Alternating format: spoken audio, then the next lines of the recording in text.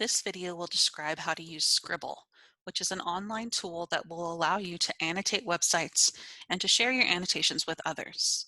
To get started with Scribble, make sure to use Google Chrome. Google Chrome is the only internet browser that will work with Scribble. That means you cannot use Firefox, Internet Explorer, or Safari to use Scribble. So using Google Chrome, you will want to go to the Scribble website. That is scrible.com.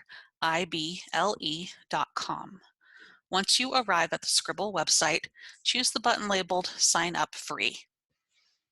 In this area, you should select that you will use Scribble at school as a student. Make sure to select that you are at least 13 years old and that your school is post-secondary, which means college. Then choose the next button to go to the next screen. On the next screen, you should choose that you will sign in with email and a password. This is because Scribble will allow you to use your educational email account, so your email account at CNM, and it will provide you with more features in the first 2 weeks that you use Scribble. So I'm going to select sign in with email and password. Here you should use your CNM email account, create a password that you can remember that includes 8 or more characters with at least 1 letter and 1 number. Add your first and last name, choose undergraduate for the grade, type in Central New Mexico Community College. We do not have an upgrade code, so you won't need to put anything in this area, and then select I'm not a robot. Once you've filled out all of these fields, except for the upgrade code, you can press the next button and this will show you your account. And so once you've created an account, you will sign into your library. Your library will be empty currently. That's because you don't have any websites that you've annotated yet. But you can see here that my Scribble account has kept track of the websites that I've annotated. And so say for instance, I want to go back to this website that I was annotating. I can select the title of the website and it'll open up my annotations. And so in just a moment, you will see that I have highlighted information that's important to remember, and I've used different colors to highlight different things. And so important main points that I saw, I highlighted in yellow. Important details, I highlighted in pink. And so I'm highlighting things that I think are important that I can come back to and find quickly this way. You'll also notice that on the side, I've added comments. And so while I was reading, I summarized each section. So I wrote a summary in my own words to describe what that section explained. I also noted anything that I saw that was interesting, and so I made some comments on the side about that. And so this keeps track of the comments and the highlights that I've added, and I would be able to share this with others so that they can see the annotations that I've added. To use Scribble, you'll have to install the Scribble toolbar. And so you can do that by opening another tab and then searching for Install the Scribble toolbar. I'm going to go to the website here, which is scribble.com/tools.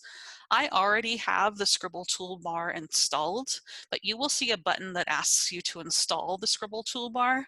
And when you select that, you'll be taken to a new page where you should add on the Scribble extension. Once you've done that, you will see a little S up in the corner here. That means that you have the Scribble toolbar that you can turn on to be able to highlight and to add annotations. And so let's say, for instance, that I wanted to annotate this I believe, essay called Never Give Up. I would come to the website that I want to annotate, and then I would select this little icon that turns Scribble on.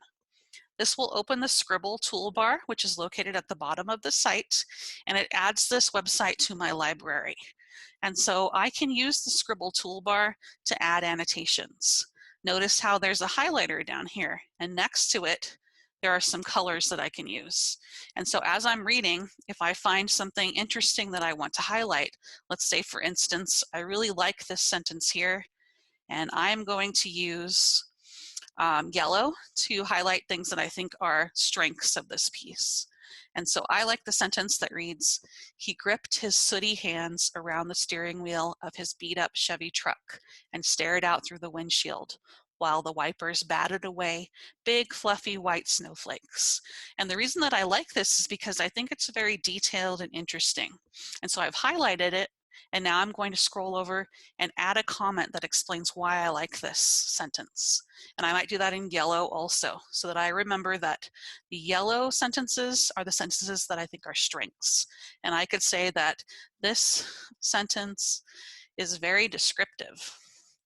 And that in particular, I like the words like gripped, because I can imagine someone's hands gripping a steering wheel, sooty, right? Imagine dirty hands. Batted away. I like the image of the windshield wipers batting away. And I also like this idea of the big white clouds, right? Or sorry, big white snowflakes that are being batted away. I could say these are all very descriptive words. And so I can write a comment here about the things that I like. And then when I'm ready, I can click away from the comment and that will save my writing. If I want to come back and add more, I just click inside the comment and I can keep writing whatever else I would like to share. And so this is how we add highlighting and add comments. As you're reading, it'll be important to summarize as you go because you'll be asked later to write a summary. So make sure that as you're reading a specific section, once you've read a couple paragraphs, you might come here to the last word of that section and then add a different color comment. Maybe I'm going to use pink for my summary comments. And so I might summarize this section here describing what the author explained in these two paragraphs. And then I may read the next section, right? Scroll over this area here. And again, I'm going to add a pink comment to add a summary, right? What was this next section about? Also, I want to add comments for things that I like, questions that I have, reactions that I have, right?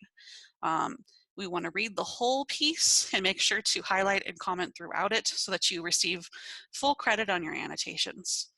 Annotations are very important because they're a form of active reading. We do these because this will help us stay focused on our reading. It'll help us process what we're reading and comprehend the material. And it also helps us later when we want to share our ideas with others, either when we want to summarize what we've read or when we want to reflect on what we thought were strengths or weaknesses of the piece. Okay, and so once you've fully annotated the piece, the next thing to do is to get a link that you can use to turn in your class. And so the way to do that is in the Scribble toolbar, look for the little square that's white that has an arrow on it. So when you select this link here, you'll be able to create a permanent link. This is a permalink that will allow you to turn in this web link in your course. And so you can copy the link and then go into your course, find the area where you need to turn in the link, and then paste this link into your course. So if someone else has this link, they can copy it into a website. So I'm going to press Control V as in Victor to paste it here and press Enter. So if someone else has my Scribble link, they'll be able to open this up and they can see the places that I've highlighted. They can see the comments that I've added. And so this keeps a record of your annotations. This is how you'll turn in your annotations to get credit in your course, okay? And so later, if I want to come back to this website, I can always go back to my Scribble account and notice here how the first entry now is the piece that I just annotated, Never Give Up. I can come back to this piece. If I want to add more annotations, I can. And so if I reread this and then I decide that, you know, I like how she's giving background information about her family, I can scroll over this section and I can add another comment. And remember, I'm putting the things that I like in yellow. So I would change the comment to yellow. And I can type in what I like about this section, right? Give some explanation of what I like. And then when I'm finished, I can click away. It'll save my comments. And so you can continue to annotate and add more if you'd like. You can always return to the sites that you've saved. Okay, and so I hope this video was helpful. If you have questions about using Scribble or about annotating, please contact your instructor. Thank you. Take care. Bye.